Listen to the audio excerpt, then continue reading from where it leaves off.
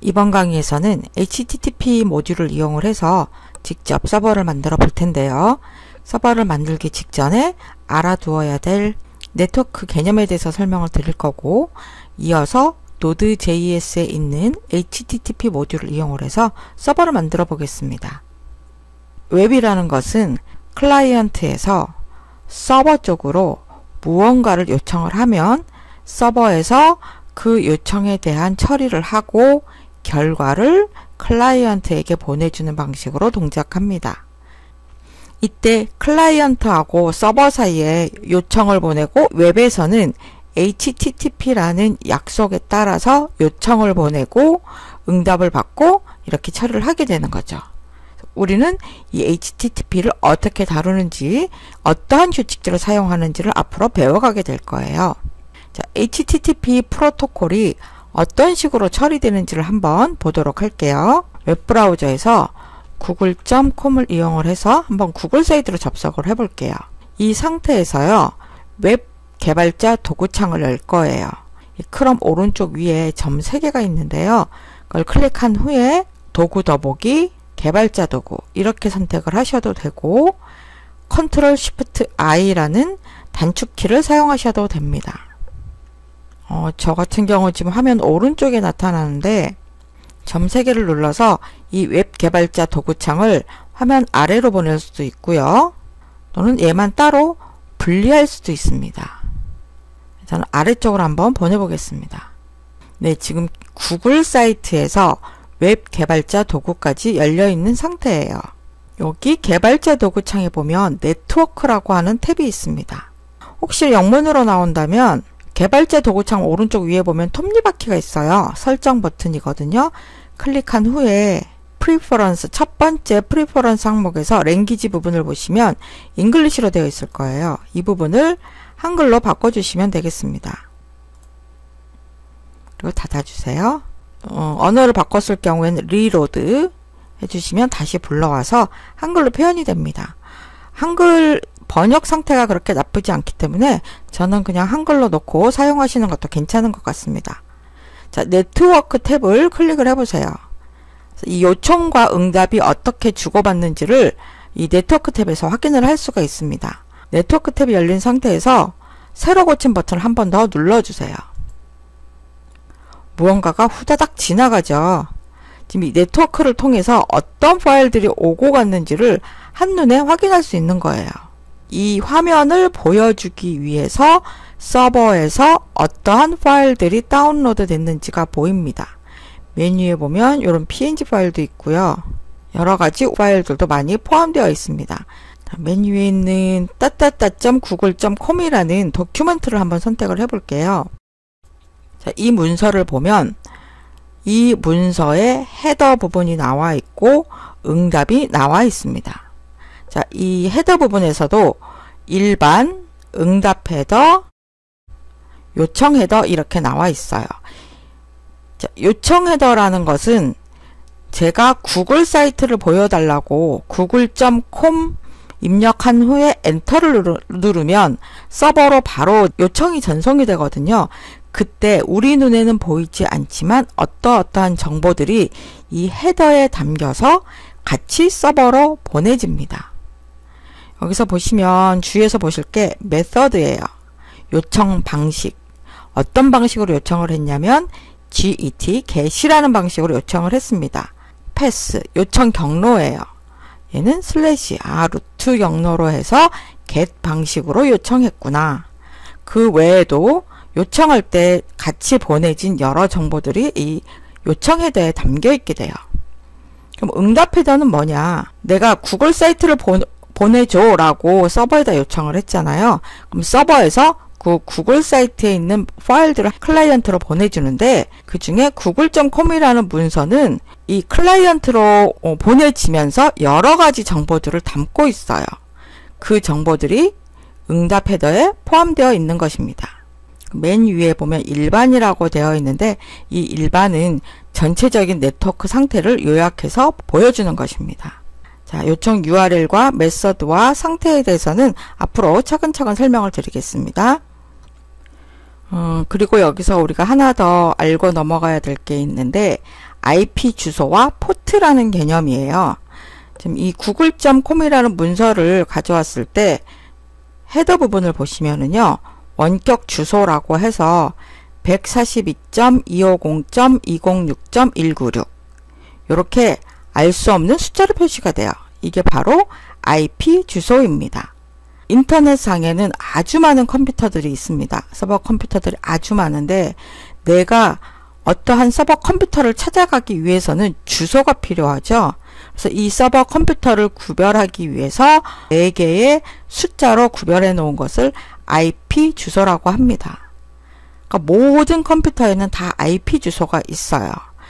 서버에는 아주 많은 프로그램들이 들어있다고 했습니다. 한 가지 프로그램만 들어있는 게 아니에요. 그래서 단순히 서버 컴퓨터를 찾아가기만 해서는 안 되는 거죠. 앞에 있는 IP 주소가 서버 컴퓨터를 찾아가는 주소였다면 뒤에 있는 443은 그 서버 안에 있는 여러 프로그램 중에서 특정한 하나의 프로그램을 찾아가는 번호예요. 이거를 포트 번호라고 합니다. 자, 이 포트를 지정을 할 때는 IP 주소 뒤에 콜론 기어 붙이고 뒤에 포트 번호를 적게 되는데요. 이 포트 번호는 미리 약속된 몇 가지 번호가 있습니다. 파일 전송을 위한 거라면 20번이나 21번, 메일과 관련된 거라면 25번, 웹 접속이라면 80번, 80번 이런 식으로 미리 약속된 포트 번호들이 있어요. 그래서 이 강의에서는 3000번, 5000번 이런 식으로 약속되어 있지 않은 몇 가지 포트 번호를 사용하게 될 거예요. 네, 네트워크에 대한 기본 개념을 좀 살펴봤으니까요. 이제 직접 서버를 한번 만들어 보도록 하겠습니다. 자, 서버를 만들기 위해서는요, Node.js에 있는 HTTP 모듈을 가져와서 사용을 하게 될 거고요. 그 HTTP 모듈의 함수를 이용을 해서 서버를 만들게 됩니다. 사용해 볼 파일은요, 공사 폴더에 보면 server1.js라는 파일이 있어요. 자, 서버 만들고 한번 실행을 해 볼게요. HTTP 모듈을 가지고 와야 된다고 말씀드렸죠. 자, const http require HTTP 모듈을 가져와서 HTTP라는 변수로 할당을 했습니다. 이 HTTP 모듈에서는 서버를 만들 때 create server라는 함수를 사용을 해요. 이 서버는 요청과 응답에 의해서 동작한다고 했습니다. 그래서 이 create server 안에 콜백 함수를 하나 넣게 돼요. req, request라는 요청과 관련된 변수 하나와 res, response, 응답과 관련된 변수 하나를 사용을 할 거예요. 얘네들을 이용을 해서 요청이나 응답을 처리해 주면 됩니다. 콘솔 창에다가 메시지를 표시해 볼게요. 아직 이 request나 response에 대한 처리는 하지 않고 그냥 이렇게 콘솔 창에 표시하는 것만 넣어 봤습니다. 이렇게 해서 서버가 다 만들어졌어요. 자, 그럼 이걸로 끝나는 걸까요? 아닙니다. 서버를 만들긴 했는데요. 서버를 실행을 시켜 주셔야 돼요. 자, 서버를 실행을 시킬 때는 방금 만들었던 서버, 이 서버에다가 listen이란 함수를 사용을 해 주셔야 됩니다. 이때 실행을 시켜줄 때 포트 번호를 지정을 해 주셔야 됩니다. 서버 안에는 여러 개의 프로그램이 있는데 내가 지금 만들고 있는 이 서버는 3000번 포트에서 실행해줘. 네, 이렇게 지정을 해주시면 돼요. 그리고 서버가 실행된 후에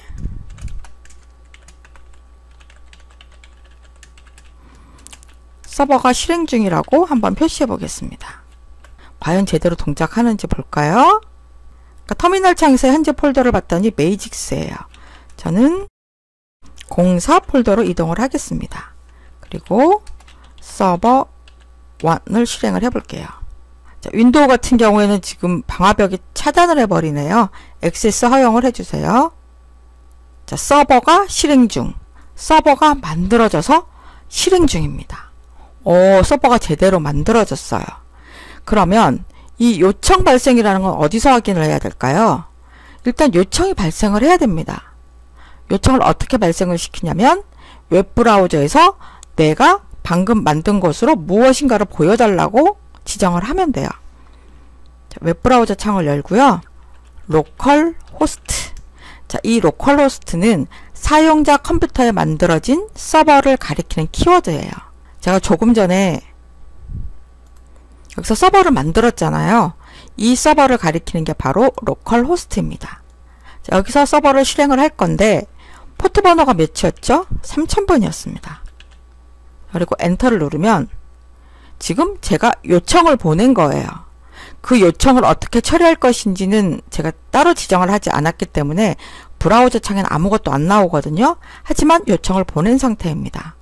자, 브라우저 창을 잠시 닫고 VS 코드로 돌아오면 요청 발생이라고 표시가 됩니다. 자, 서버를 만들고 요청과 응답을 처리하는 콜백 함수에 제가 요청 발생이라고 표시해 달라고 했기 때문에 브라우저 창에서 요청을 하면 안에 있는 내용이 실행돼서 요청 발생이 나타나는 거죠. 네, 서버를 만드는 거 좀 이해가 되셨나요? HTTP 모듈 가지고 와서 서버를 만들고 서버를 실행해 주는 것입니다. 이 3단계로 항상 똑같이 일어나요. 자, 이번에는요, 이 리퀘스트, 요청과 응답이 어떻게 생겼는지 잠시 살펴보도록 할게요. 일단 이 파일을 그대로 복사를 해서 공사 폴더에 있는 server2.js에 붙여넣어 보겠습니다. 여기서 하려는 건 뭐냐면 리퀘스트가 어떠한 정보를 담고 있는지 궁금해서 이걸 한번 열어볼까 합니다. 여기 요청 발생이라고 되어 있던 문자열 대신에 리퀘스트를 넣어볼게요. 그리고 저장을 하겠습니다. 아, 참, 지금 이 콘솔 창에서 서버가 계속 실행 중인 상태거든요. 이 실행 중인 서버를 중지시키려면 컨트롤 C를 눌러주시면 됩니다. 윈도우나 맥이나 똑같습니다. 컨트롤 C를 누르면 이렇게 서버 실행이 끝납니다. 방금 저장한 파일은 서버2이기 때문에 2를 한번 실행을 시켜볼게요. 자, 지금 서버가 실행 중인 거 맞고요. 로컬 호스트 3000. 자, 여기 일단 아직 화면에 나올 건 없고요. VS 코드로 돌아와서 콘솔 창을 확인해 보시면 네, 리퀘스트 안에 들어가 있는 여러 정보들이 보입니다. 이 REQ라는 변수 안에 이렇게 많은 정보들이 담겨 있는 거예요. 지금 우리가 다 알진 못하지만 나중에 여러분이 백엔드 프로그래밍에 좀 익숙해지신다면 이 안에 있는 정보들을 쉽게 식별할 수도 있을 겁니다. 네, 이렇게 요청 객체는 많은 정보를 담고 있어요. 네, 그러면 서버를 종료를 하고 이번에는 응답 객체에 대해서 한번 살펴보도록 할게요. 응답 객체 안에는 헤더하고 본문으로 구성되는데 갖고 오는 정보가 제이슨 파일일 수도 있고 텍스트일 수도 있고 여러 가지 정보가 있기 때문에 가져올 때 내가 텍스트 자료를 가져오는 것인지 제이슨 파일을 가져오는 것인지를 헤더 안에서 처리를 해줘야 돼요. 여기서는 좀 간단하게 웹브라우저 창에다가 텍스트를 보여주는 그런 코드를 한번 작성을 해볼게요. 지금 만들었던 코드를 쭉 복사를 해서 이번엔 server3.js 파일에다가 넣어보겠습니다. 그리고 콘솔 로그 리퀘스트 요거는 지울게요. 자, 여기다가 이제 응답 객체를 활용을 해서 브라우저 창에다 어떤 내용을 한번 표시를 해보겠습니다. 응답 객체는 res예요. 그리고 제가 지금 처리하려고 하는 건 텍스트 파일이기 때문에 setHeader라는 함수를 사용을 해서 내가 사용할 콘텐트 타입이 무엇인지를 지정을 먼저 해줍니다. 이렇게 하면 얘는 텍스트예요. 일반 순수한 텍스트란 뜻입니다. 그리고 화면에다가 무엇인가를 표시해 주려고 해요. 그랬을 경우에는 response라는 객체에 write라는 함수를 사용을 하시면 돼요. 자, 화면에 hello node라고 표현을 해보겠습니다. 응답이 모두 끝났다. 그럼 맨 마지막에 res end 해서 응답이 끝났다고 알려주면 돼요. 요청을 서버로 보내고 서버에서 그 요청에 대한 응답을 보내면 그 연결이 바로 끊기게 됩니다. end라고 붙여주면서 명확하게 응답이 끝났다라고 지정을 해주는 거예요.